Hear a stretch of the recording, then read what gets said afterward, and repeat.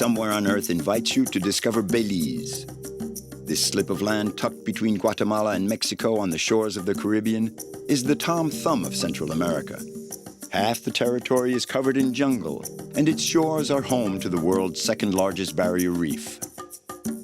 In the far south of the country, we'll meet Cash, a ranger by profession, but first and foremost, an islander. Revisiting his childhood spent between land and sea, he shares with us his love of the Port Honduras Marine Reserve. Isabel, a wildlife veterinarian, has devoted her life to taking care of the animals from one end of Belize to the other. She'll take us off the beaten paths to visit her patients. Whether they're hiding in the jungle or swimming in the sea, they're a varied assortment of surprising creatures.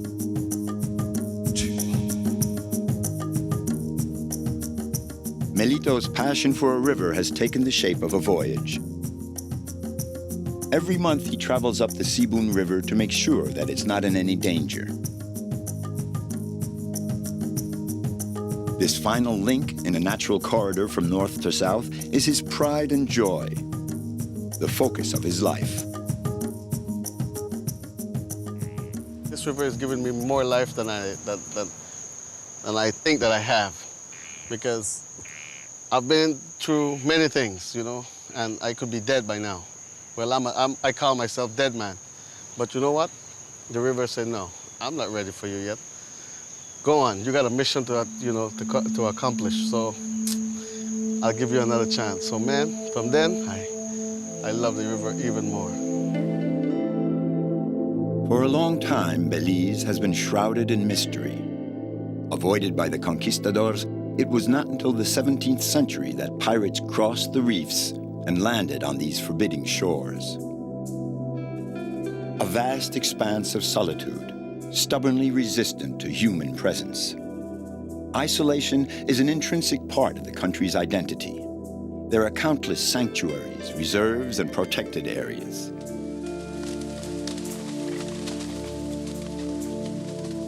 In this realm, nature makes the rules. We're just a few kilometers offshore in the Port Honduras Marine Reserve. Declared a protected area in 2000, it offers a myriad of islets covered in mangroves.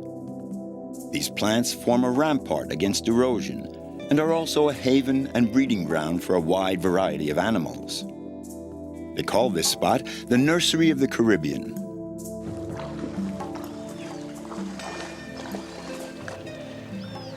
Cash knows this maze like the back of his hand. He's been roaming through here as long as he can remember. I had a very special childhood. It's something I'll never forget. I grew up on an island. I used to walk on the mangrove. I grew up having fun, just watching birds, walking on the mangrove. That was a good feeling. I used to watch the different species living in holes in the mud. The crabs and other fish living in the mangrove.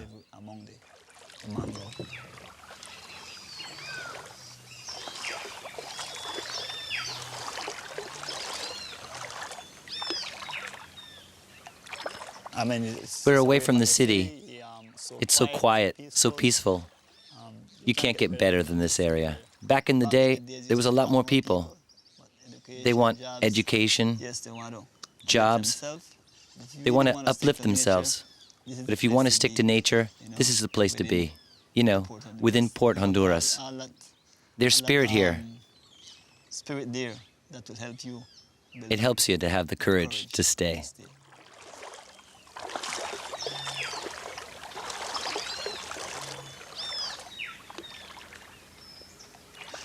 Cash is the youngest of 8 siblings. His mother, a fisherwoman, supported the whole family. She has passed on to him her experience and lore of the islands. How does it go? Good? Right there, you make you cut that piece of stick, put on the crutch. Put on the crutch on it, no? Yes. What do you want to cut it? You want Just to stretch? right, just go and hold over there and then just make it. When we were growing up, we had exciting moments. I used to always run away from my mom, and she'd think I was going out fishing or going out somewhere. Then she will be. Yeah, sometimes I got a whipping. It was freedom in some way. It does. I think growing up like that did help us, actually, Actually, keeping us away from all the negative things, from other, from bad influences that we have around us. That's the good part of it. In my days, everything was free. Like today, everything was free. You go into the sea, you pick up a corn, you catch a fish, you catch a lobster, nobody to tell you nothing. No, you can't do it, no?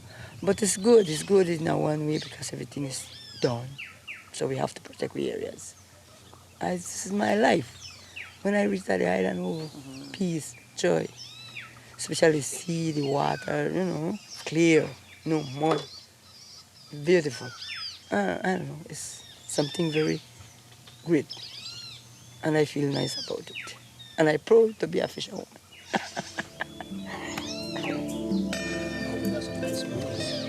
Hope so, because right now they can't. Before laws were enacted to preserve these waters, Port Honduras had long been overexploited.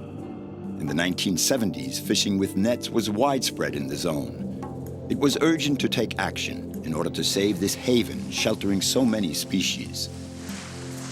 With this idea in mind, Cash became a ranger. He lives alone on this spit of land lapped by the waves. To the east, we have Honduras. To the north, we have Mexico. And if you go along the coastline and follow it, you will find Chetumal. It goes right up to the Mexican waters. The barrier reef joins with the Mexican barrier reef. So this is the Gulf of Honduras, all of this that you can see around here.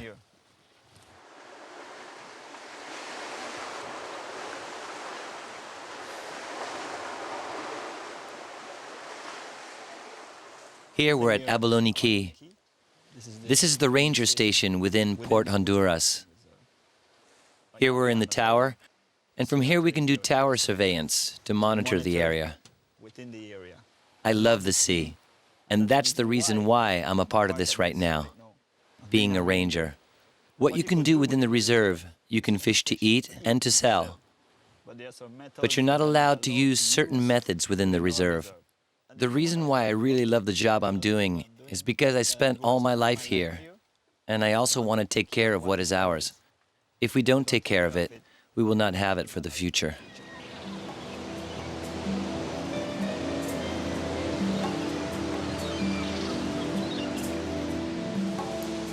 In his free time, Cash likes to trade his ranger's boat for a dory, the traditional craft of the Keys, as the islands are called in Belize.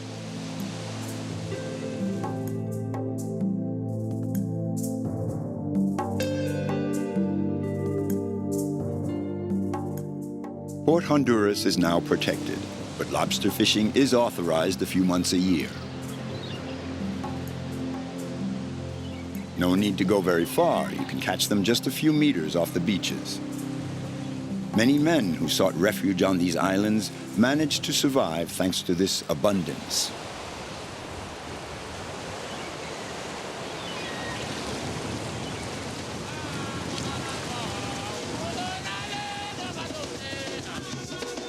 The horizon where one can lose oneself and vanish from sight. Belize has been a sanctuary for a number of people shipwrecked by history. Pirates, fugitives, but also slaves from Africa. Their descendants still perpetuate their music. This is the Garifuna community. Singing is their way of invoking their ancestors.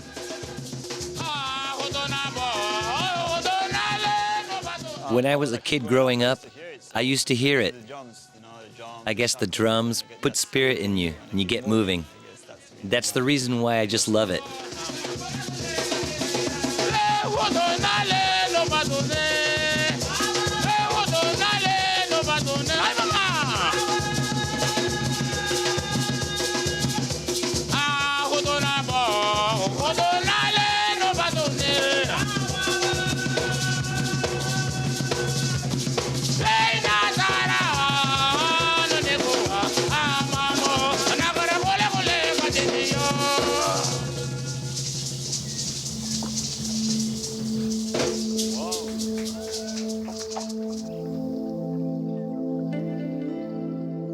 But today's modern world needs landmarks and sentinels.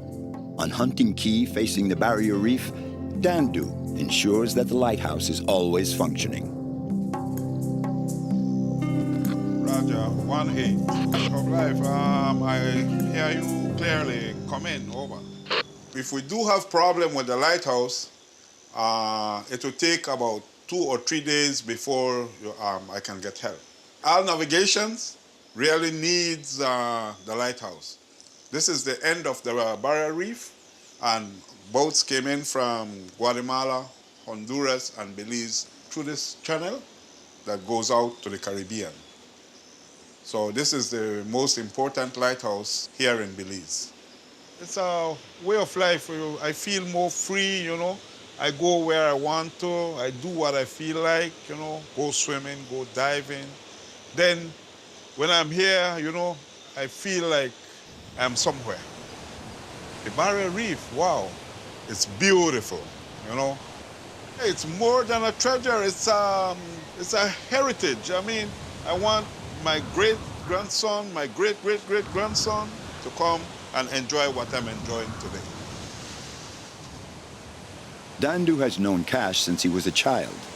Today, he's waiting for him impatiently because he needs his help to keep up the lighthouse. Time is short, for nightfall is approaching, and the wind is getting stronger. Hey, Cash, why?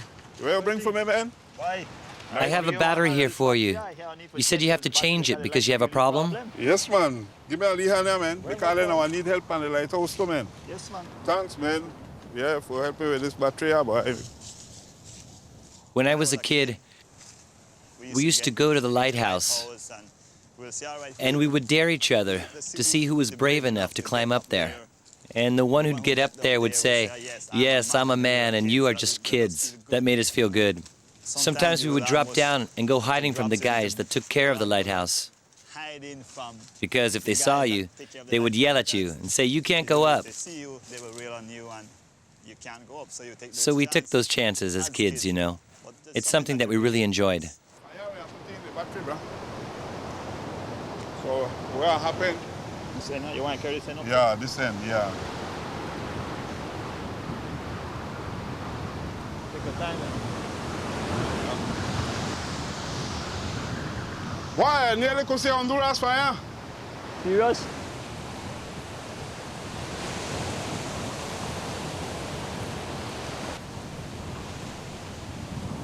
That's rain clouds between Honduras and the mountains.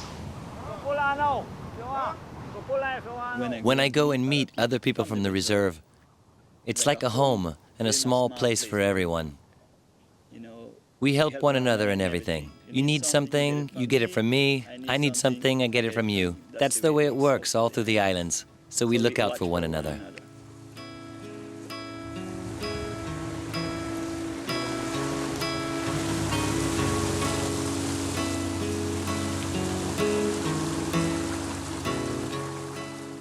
You can't just go anywhere and trade the same way we do. Here we work together with a community spirit. Here, on the outer limits of this mint green expanse, isolation brings people together. The elements forge an identity, the soul of the Belize Islanders.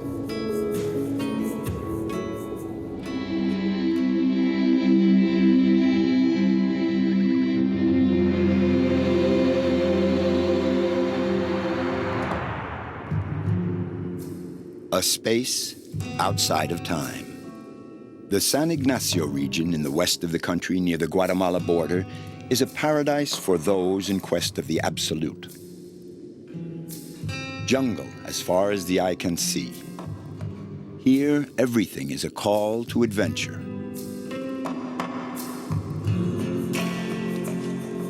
You see your teeth? Those are some old teeth.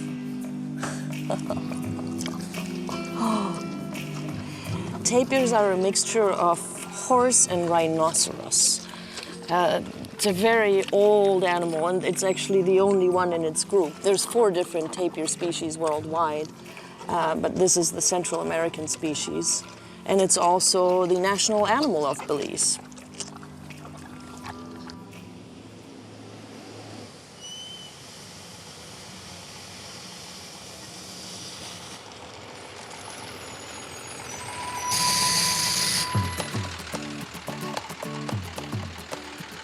Isabel, a Franco-German veterinarian, landed here 8 years ago with her backpack and her very young child.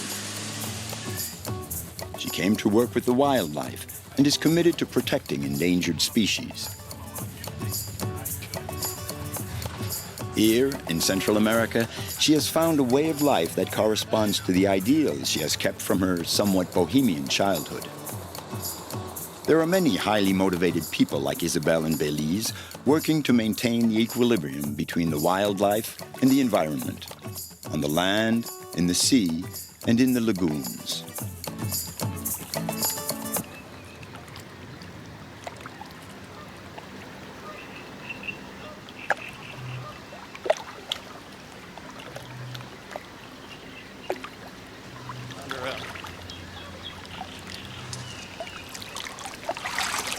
Barely got him. Now we got to do this. Hold on. That's what I would like to know. Chris, Sherry, and Vince take care of American saltwater crocodiles, Hold on, it's not on him. the most common species in Belize. Got him. These reptiles are usually left to live in peace here, but in some regions where human activity is more intense, the cohabitation can be quite problematic. All right, go ahead and go.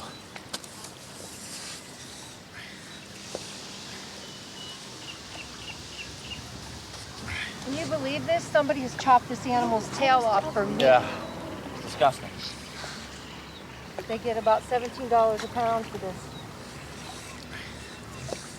For him to come so quickly for chicken, he's obviously been fed, used to humans. Obviously someone coerced him up to come to the bank, gave him some chicken, but then lopped his tail off. So we're gonna bring him up north and let him go and let him be a crocodile where there aren't any human beings around and no one to feed him or chop at him. And he'll do just fine because his natural diet is fish or raccoons, not chicken. So.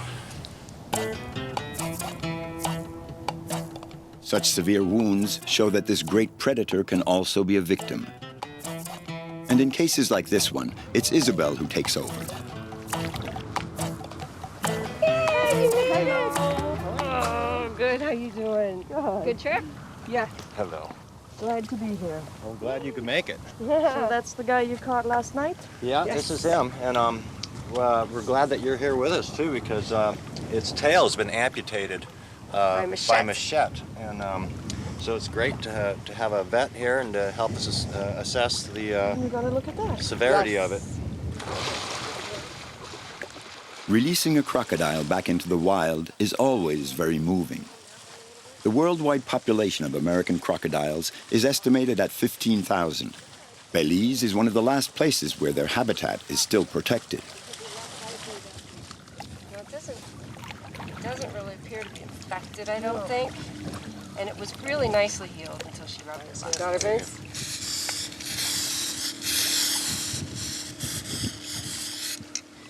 Well, this is an exciting moment. We're about to release this girl back into her natural environment without human disturbance, so it's quite exciting.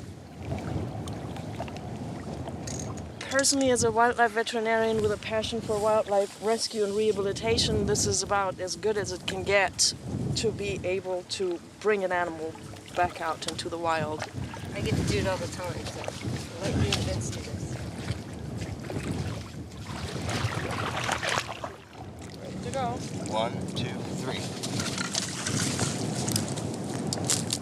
The recovery time, that's pretty quick. That's a very healthy animal. Usually the recovery time when they've been held overnight like this one has can be quite slow, sometimes up to 5 minutes.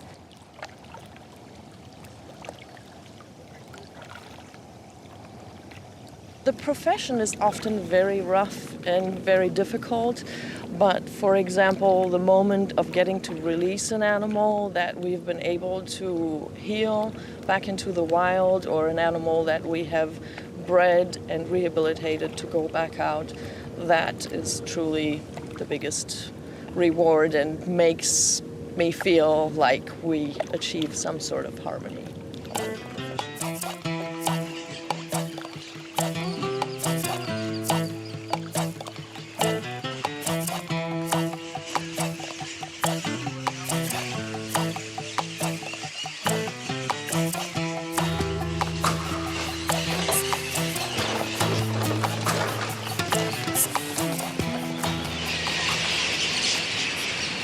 Belize is a really small world. There is about 340,000 inhabitants in 6 major cities. Our capital is Belmopan, with the last count was 6,000 people living there, which made it the smallest capital in the world. And it really adds to the lifestyle in Belize. It makes that everybody knows everybody, and it's all like a small village, the whole country is.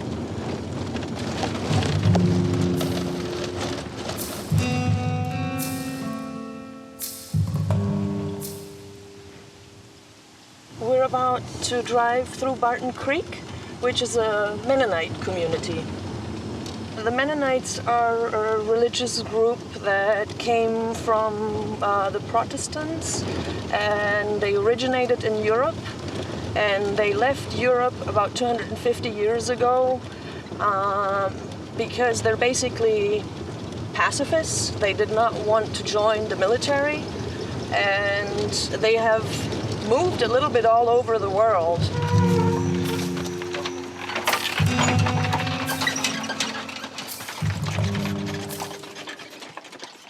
I grew up in the countryside in Germany, and then in the countryside in Paraguay for 2 years, which for some reason has left a lifelong impact of wanting to go back to the simplicity of life that we had there, where I could take my horse to school. We came to Belize and we stayed.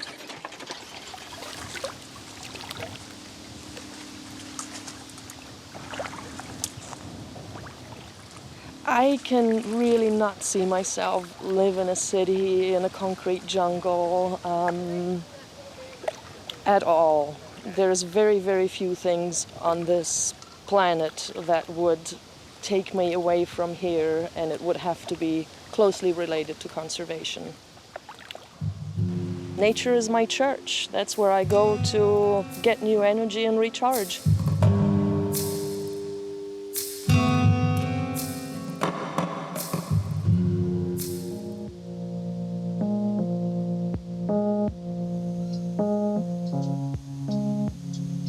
The tamandua was found as a baby after a flood. She was orphaned, there was no mother around, and she was flushed down the river. So they raised her from a baby with a goal to release her once she is ready to be released. They are very specialized animals, and they eat ants and termites. And it takes 5 or 6 hours per day for them to get enough time to get enough food. So they're very labor intensive.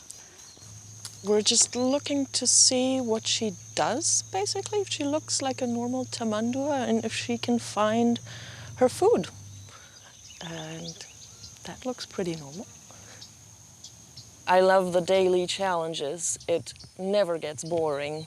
You have to constantly improvise and figure out how to deal with a new situation compared to a normal veterinarian and normal veterinary practice where after a couple of months you've seen most of what you're going to see every day, and it gets boring quick.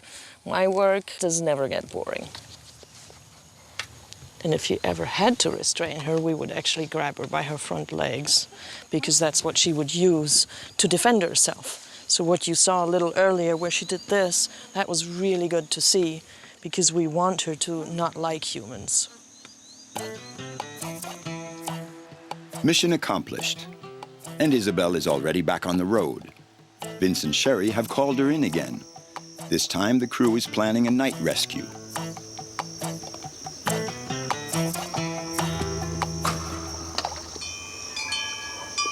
We're going to try and capture the 2 crocodiles that have been deemed problematic and/or because of future development from this area down south. And once we capture both crocodiles, which we believe to be a mating pair, we're going to, by boat, bring them up north, and we'll probably come out here and go off onto these mangrove areas where there's no people, no development. We can't go that far anyways. That's all the further we're gonna be able to go. Sure. Well, the further up you go, the better off it's gonna be. But you go too far, then you don't want to enter Mexico. How far is Mexico? It's only about 20 miles, actually. Belize is a paradise for people like me wanting to work in conservation because we still have 60% of the country covered in native forest. We have a humongous biodiversity here, and a lot of the problems that I saw in the US or in other places before was illegal trade. And once we see a wild animal in Europe or in the US, there's no way we can bring it back. So one of my goals or missions in life was to work on site in one of these developing countries where we still have biodiversity and nature left.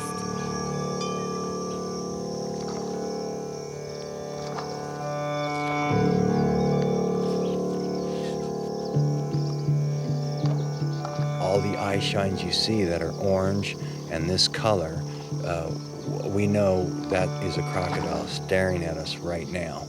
He can hear us, smell us, see us, sense us.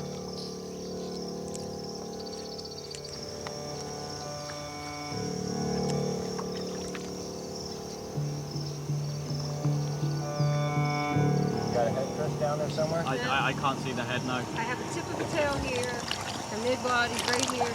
She's 2 o'clock from the front of the neck. Two right here, her head's right there. Okay, wait. Her head's coming towards you now. Right up in there. Go on the other side of the Go to I feel it. go to another corner. Hold on. She's coming up, Here, she's coming up. Get her. Oh, man.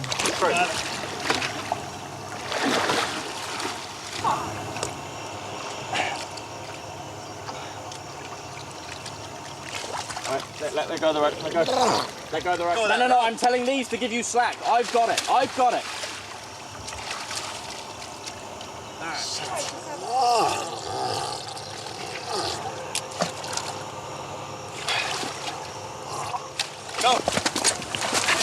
Alright.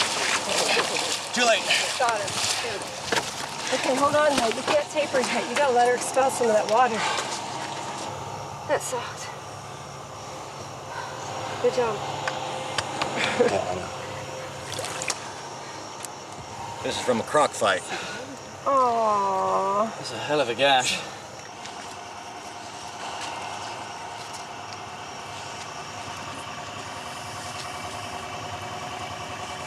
She will heal rather quickly. Crocodiles have enormous capacity to heal, and it's really, as much as it looks like a big gash, it's a minor wound for her.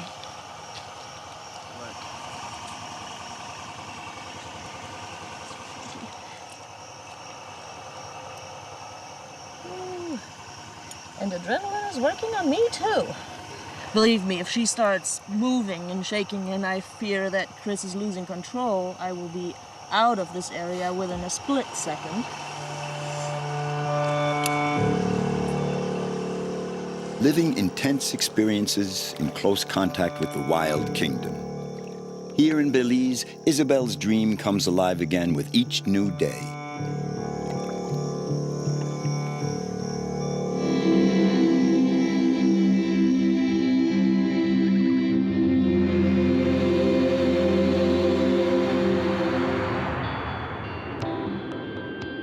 Here in the midst of the Maya Mountains is the birthplace of a river renowned for its purity, the Sibun.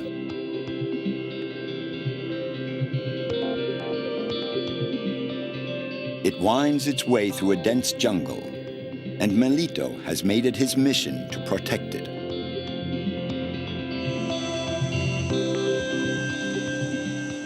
My Sibun is my life. And my navel string, when I was born, my navel string went in the Sibun River. So the Sibun River have this thing in me that I must be there. I must swim in it every day. I must drink from it every day. You know, that's just, you know, how special Sibun River is to me.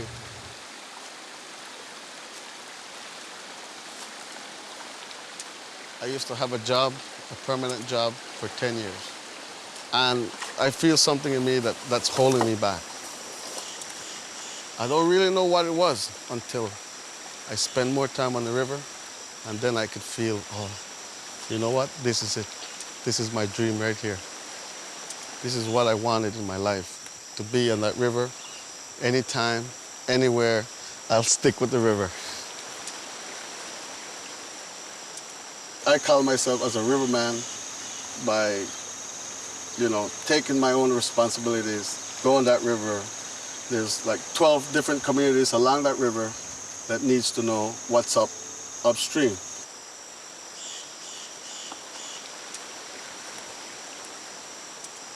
Travel this river once a month, you know, and I go around checking everything.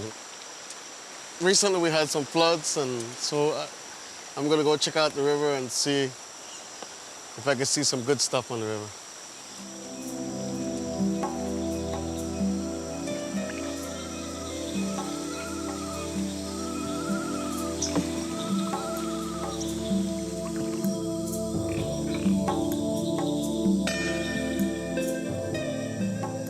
This solitary voyage has become as vital as breathing for Melito.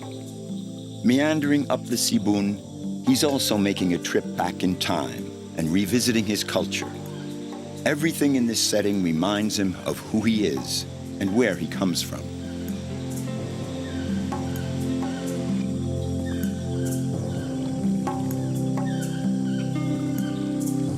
It's a big saber there, man. We'll go visit that right now and check those big buttresses.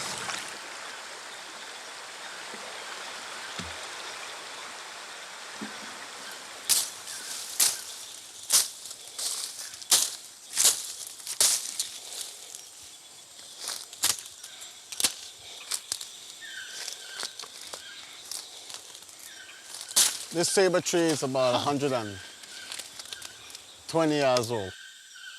My ancestors are still leave something to let me know that yes, they exist back in the days. And the other thing is, not a lot of big trees is left in Belize. Most of our big trees gone, down the river, cut down by loggers. So when we see a big tree like this, we praise it, because it's wonderful to see it again, you know? Yeah.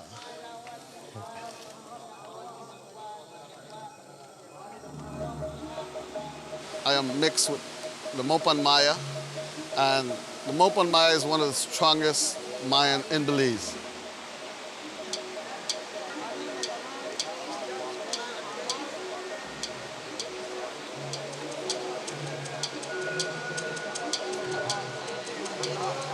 Mayans once used to use the cave for sacrificing. They will come in a cave, they will have a big circle, a bonfire, and they will have a little dance first, one of the Mayan culture thing, you know, and right after that, they have a big sacrifice.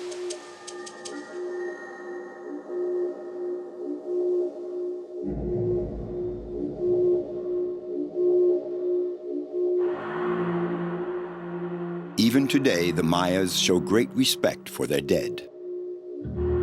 They still practice their rituals in caves, but the forms have changed.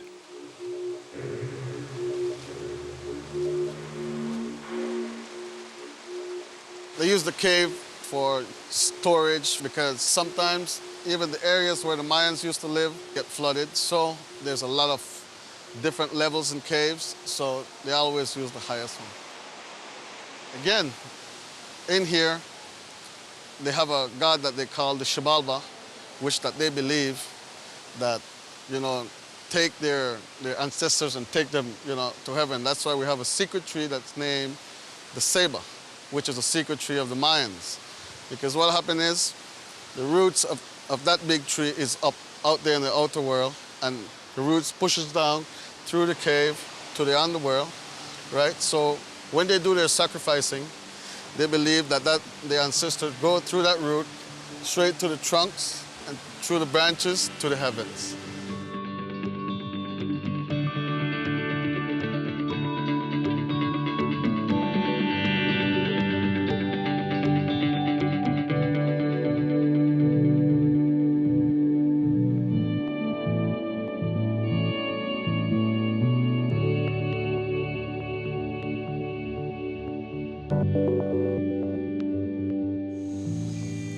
The Sibun is the only source of drinking water for the villages along its banks. Melito plays the role of messenger for the river dwellers. Good afternoon. How is today, man? Not too bad. Is my body John Arong? I'm watching some clothes. Uh-huh. So, is Mr. John Arong? Yes, Mr. John. Why, my partner? What's up, man? My long time, man. Yeah, man. Why, long time, why? Quite a while. Why, good to see you again, man. Nice to see you too, man. Yes, man. Yeah. So what's up, man? Well, not much. Any report or any news that I need to know about the river? Well, as I see it, kind of filthy, a bit dirty, you know. All right. We can remember one nice flood passed through this place. I think about December. Yeah. The last flood comes and reach way up on top of the bank. Almost get into my mom's house. About 8 inches to enter the house. On top of the hill? Yeah. Oh my goodness. Yeah. So that's why you guys build your house off of the thing, no? Right. Yeah. That's a huge flood. That's a big one, man. In this region, the rains and hurricanes are continually reshaping the landscape. So each expedition is a new adventure for Melito.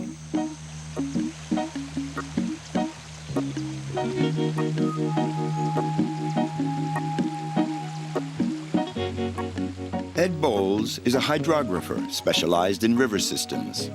He's been monitoring the ecosystem of Belize's rivers for the past 30 years. For him, the Sibun occupies a choice place among the rivers on account of its exceptional purity. He likes to keep a finger on the pulse of the river and capture its every mood. I first came to Belize in 1980, before Belize was Belize. And over the years, I fell in love with Belize as I returned. And then by 1988, I found a way to move here. I was working to build a research center in the Mountain Pine Ridge. And ultimately, I moved from there to the university and to other jobs. And also, I was trying to escape the U.S. I was tired of paying my taxes that would go to promote a war industry, and I would rather come to a country which doesn't promote war. So what are you up to? Yeah, same old routine, man. How you doing? So what's the river like up there? Well, it's beautiful, man. Nice. Same, nice. you know, like always. All right. Well, you got a healthy river right here too. You should check out those fish. Nice, man. Come then, I'll show you what I'm doing. So, did you do any sampling lately? I'm about to get started. Wow. I just wanted to get a sketch of the area. Okay. Just for the notebook. So how is the forest and the spiny bamboo and stuff? Is that still holding on, or? It's still holding on, but it's thin, you know. There needs to be more trees coming in, but I see some young trees coming through. All right. So I think that we're going to see this area grow to full size in a few years. So you think sometime we should be planting some trees on the side of the river? I think it wouldn't hurt at all, and we can get some students involved in that. All right. And evenly, I could even put the seeds together and got some trees going in my nursery. All right. For that. Do that, and save some for us at the university too. All right, definitely. Now before the sun gets any lower. All right, man. And put a few rocks on the edge of that right there. I'm looking for that watershed that you took me to a few years back. Do you remember how to get there? Yes, man. You think you could take me again? Because I would love to get up there and do some sampling. All right, definitely. We could definitely do that. So it's right around this area right here, man. Okay. It's a great spot, big waterfall, you know. How soon can we go? Tomorrow. All right, let's do it. We'll be there tomorrow.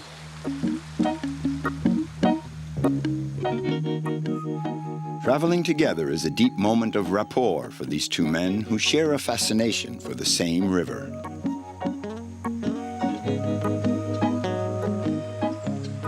I feel so many emotions here. There's certainly a sense of freedom, of the ability just to kind of be yourself on the riverbank, but there's also something about a flowing water system that just massages the creative vibes in your body.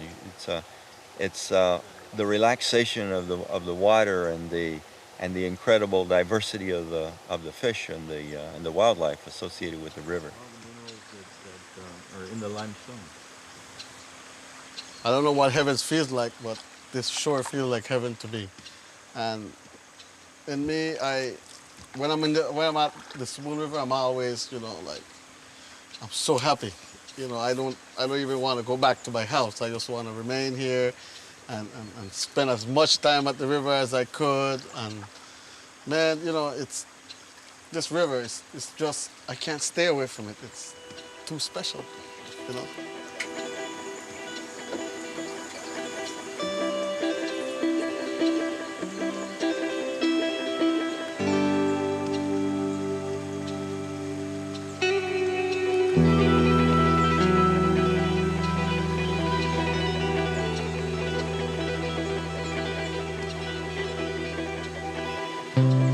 Well, this is the trail that we're going to take to the waterfall, no?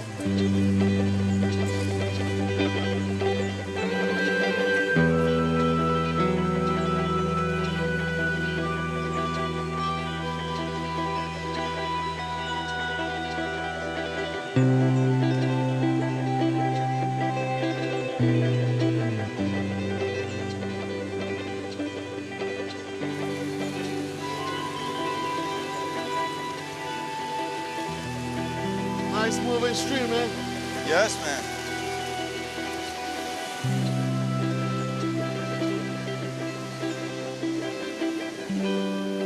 Just check that waterfall, man. It's beautiful, huh? It is.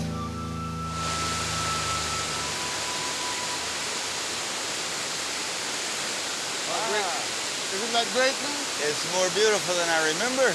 Look how beautiful. I like to see those like mist coming out of there. Oh, yes, man. There's many places like this magnificent waterfall that are undiscovered by most people.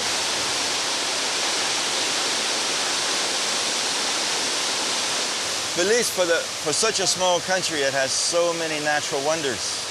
It takes a long time to see all of Belize. It's so spread out. Belize being part of the Central American Isthmus is a very important part of the movement of animals from the north and plants from the north and the south. This is where they meet. And so this is the second most diverse place in the world. Wow, even better. Yeah. Oh, man.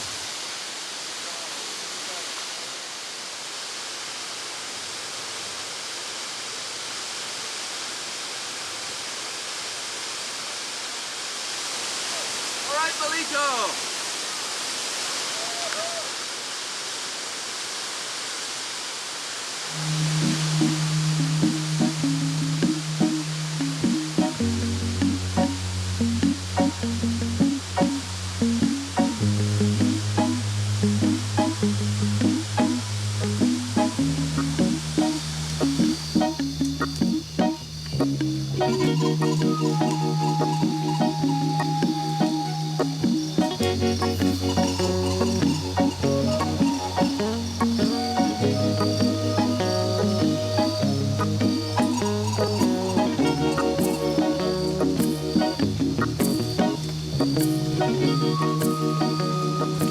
Hey, look, big guy up there up on the tree. Big iguana up on that tree yonder. I like iguanas. They're one of the best reptiles I ever met, because I can't play with a crocodile like how I play with an iguana.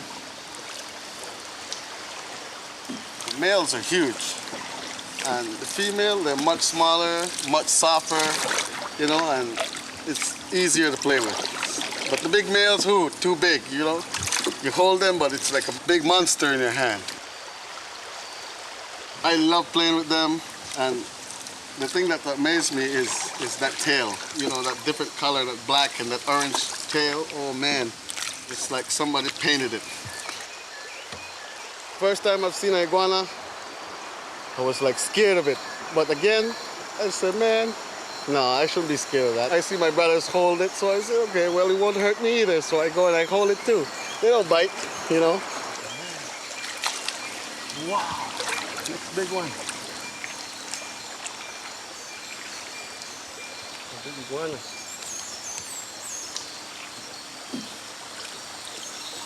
Wow.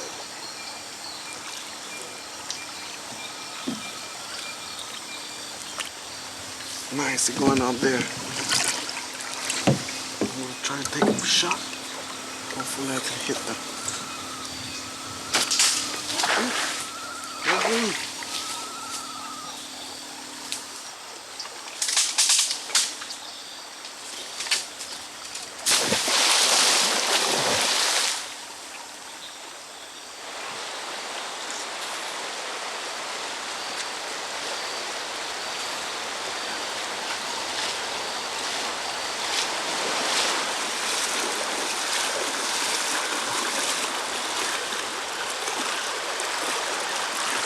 Yeah.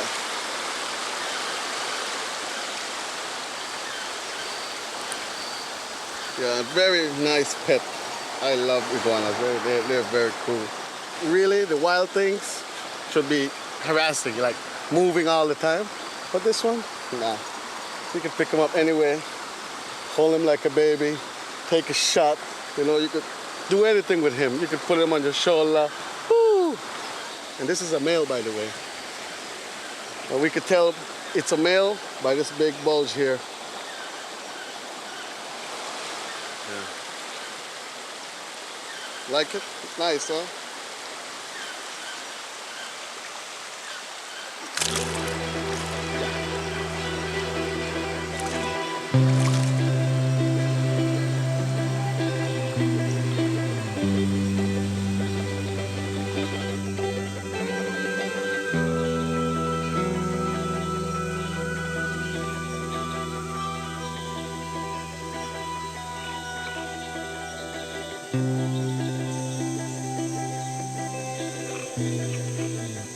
When I go out to town, I'm miserable.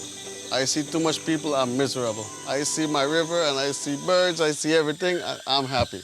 And in a way, in my life, that's what I dreamed of, to be a river keeper, to get on this river and have a good time and have a life. And the life that I'm looking for, I have right now. So I am glad and thankful for it. Yeah.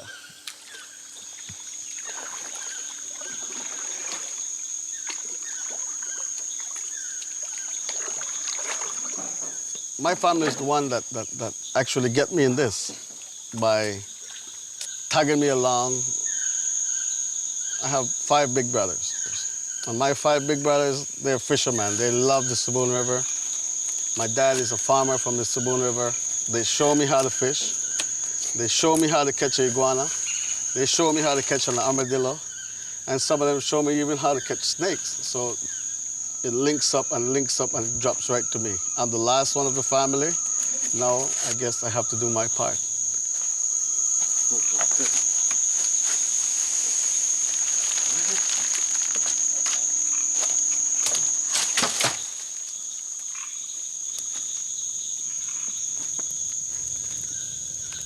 I pick this spot all the time, you know, because great spot and great place to fish. You know, you could just stand right here beside the campfire, throw your fishing line in there, and just catch a fish. And right down there, there's big tarpons, there's snapper, all kinds of sorts of fish down here. Yeah, man. For me, it's life. Life, I think, this river has given me more life than I think that I have. Because I've been through many things, you know, and I could be dead by now. Well, I call myself dead man. But you know what? The river said, no, I'm not ready for you yet.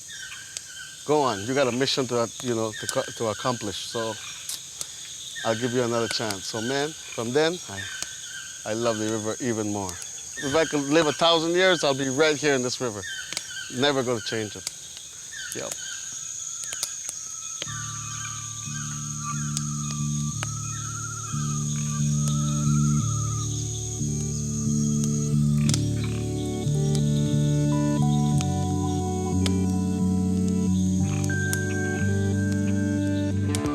This is the story of Melito and of an entire country.